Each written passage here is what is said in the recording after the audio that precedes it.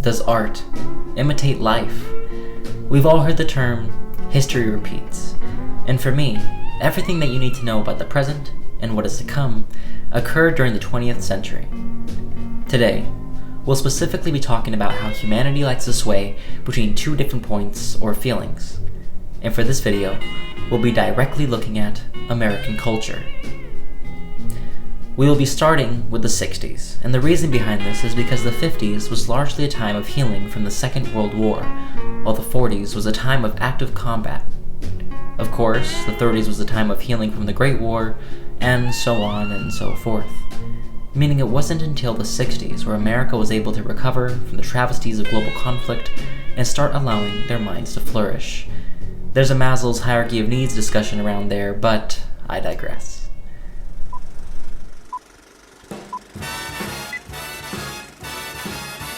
In the 60s, this would be the first instance of a truly fun decade. Sure, not everything was bright. The Vietnam War and the Civil Rights Movement was in full effect during this time, but this is largely why the populace acted the way they did. For most of the century, people were in constant stress from the reality of battle, which is why the music during this time was what I could only describe as folky and psychedelic, probably also influenced by the hippie wave that brought in a tsunami of LSD onto the streets and turned heads to the rhythm of such bands like Jefferson Airplane, the Beatles, and the Rolling Stones. And sure, while those bands do have an assortment of sorrowful songs, the somberness they display is much more upbeat than what we'll hear a decade from now. But I'm getting ahead of myself. The most damning piece of evidence for this decade's fun vibe is the fashion. The clothing was bright and colorful, and people wanted to stand out, likely to be in contrast to the very traditional clothing of the 50s. Icons like Brigitte Bardot, Twiggy, and Mary Tyler Moore pushed for something fabulous, and their hair and makeup added to the look of the times. Clothes were patterned and tight-fitting, but also loosely flowing and showed some skin, a contrast to the previous decade's more buttoned-up attire. The analysis of culture will also take a look into the world of politics. John F. Kennedy and Lyndon B. Johnson were both Democrats that shaped their time, but soon, this type of correlation will cease.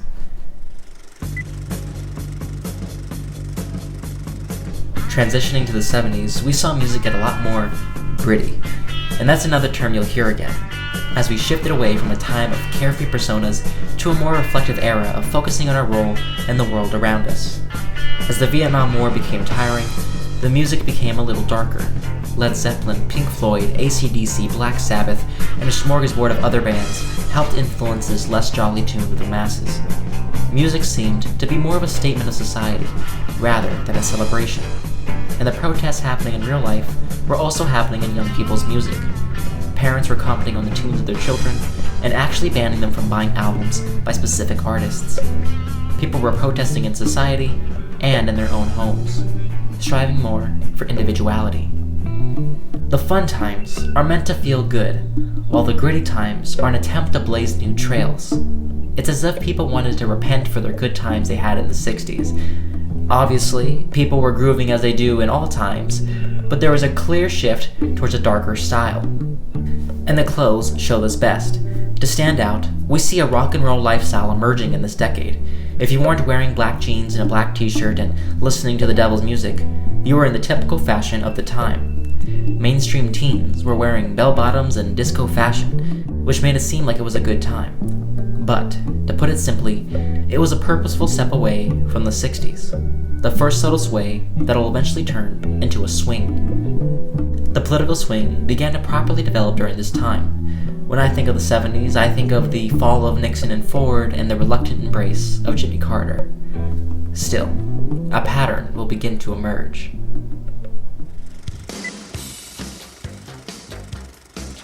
Moving on to the 80s, this is when the fun times became apparent and serves as the best point of comparison for any other vibrant decade.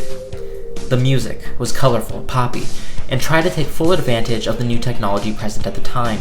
Synths were everywhere, and artists like Billy Joel, Cyndi Lauper, and Madonna lit up the hearts of the populace. The music was upbeat and colorful, and so were the clothes. 80s fashion was simply incredible.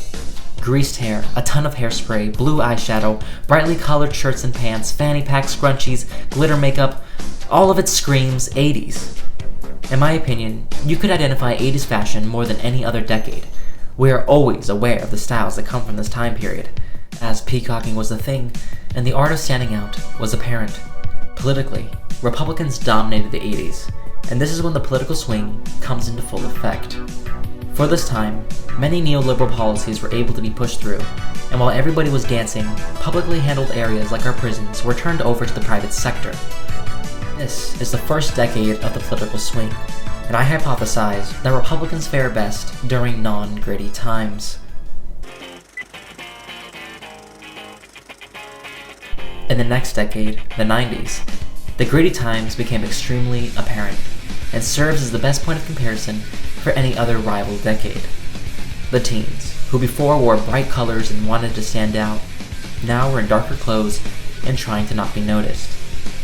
This was the most certain time of individuality, when the underground was truly away from the public's eye and people could begin to express themselves in more taboo ways. This decade saw the rise of many music genres. Punk and grunge became anti-mainstream anthems, as well as rap, which was used to express the realities of poverty at the time. People started outwardly expressing themselves more than ever, striving to be different, a contrast to the previous decade of sameness. Musicians influenced teens to get tattoos and piercings through their images pasted all over magazines at the time. The underground scene influenced the way we express our individuality today, and we owe a lot to this time period. Politically, the Democrats dominated this time with Bill Clinton in office, and it was an era of greater governmental critique.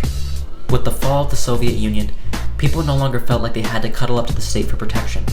The economy was well, and many actions served as a polar opposite to the Reagan era. Of course, neoliberal policies continued to be implemented, but this decade reveals that Democratic politicians fare best during non-fun decades. In the 2000s, it was a brief return to the 80s, with music becoming noticeably less gritty, more upbeat, and with pop reigning again. Rap moved away from its 90s grit towards an era of braggadocio and studio executive hits.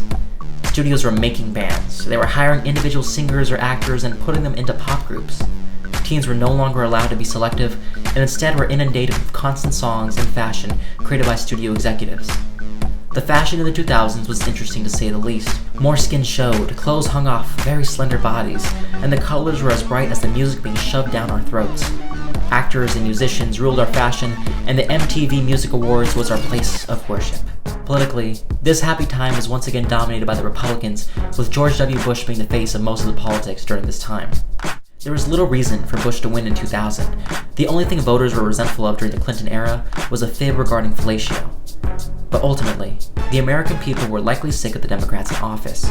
There will always be problems in this country, and when one party stays in office too long, there is a conception that the opposite party will bring about change.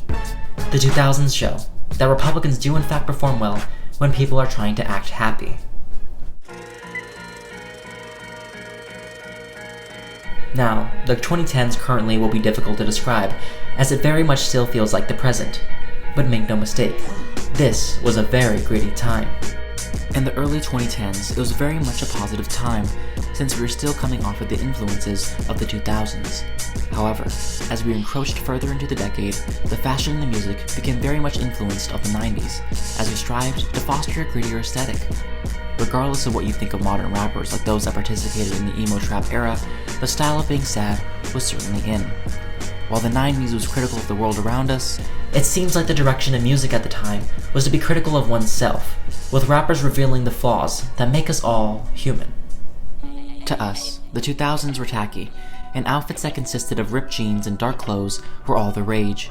In fact, a little bit of 70s fashion has made a recurrence, as bell-bottoms have surfaced once again. I'd call these gritty eras to be in pursuit of looking cool, but I found that to be too subjective. Either way, it's clear the 2010s were a step away from fun fashion. Politically, this era was pretty split, but I'd still categorize it as one for the Democrats, with most people thinking of Barack Obama for 6 out of the 10 years. Having inherited a recession, it was clear that this period would be gritty, and enough of the American populace would have been more than happy to elect a Democrat to close out the decade. But a discussion of the 2016 election is one for another day. When times are tough, the American people like to vote for the Democrats.